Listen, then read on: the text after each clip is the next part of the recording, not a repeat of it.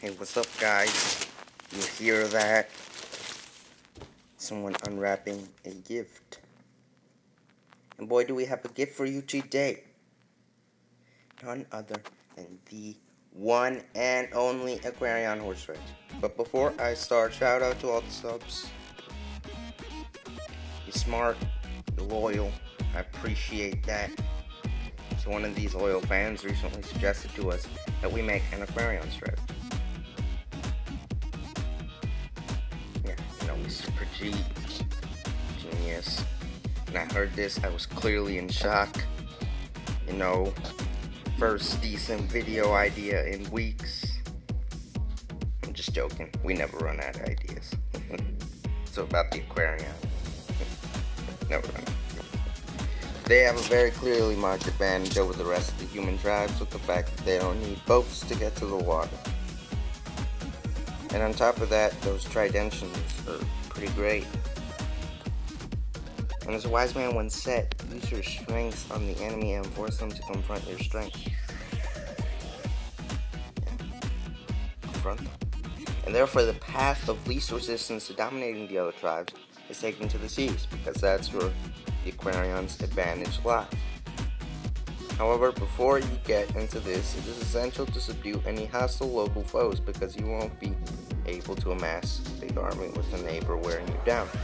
This part should be simple enough. However, if the enemy is too strong, pursue defenders to hold them up.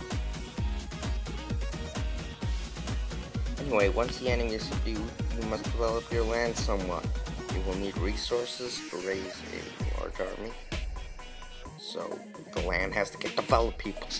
Meanwhile, you should also make a mad dash for chivalry, for spearing for the AQUARION, and probably keep spending to get that spearing, because then you'll get the tridention. And once you reach the tridention, begin sending them out into the oceans to scout for small islands or coastal cities to add to your empire. Keep going and direct your army towards any unfriendly. Most are unfriendly, as the other tribes don't really seem to appreciate the other fish people. Pretty racist in my opinion, but obviously you will have some land that you will need to hold down. The first 15 turns, defenders work great because they defend, and then later swordmen would be ideal if you have the resources.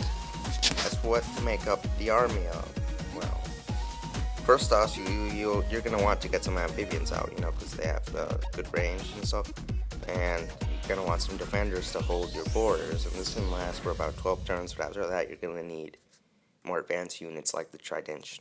Alright, it's just going to happen. Therefore, my suggestion would be to make a tridention fleet. Maybe a few warships in there, and on land some defenders, and maybe some ranged units. An army of this nature would be practically unbeatable, as no unit can match a tridention's epic mobility. Not to mention, practically no navy could face it, as tridentions cost only 8 stars, and can closely rival battleships, which in hand cost 20. You must make the most of the AQUARION's military potential, as their economics are not that special. The weakness of this strategy tends to be the first 12 turns, so you will need skill one way or another to make it. But after that, if you follow up on the instructions and use your tridentions to colonize foreign coasts, you will become a significant power and win easily.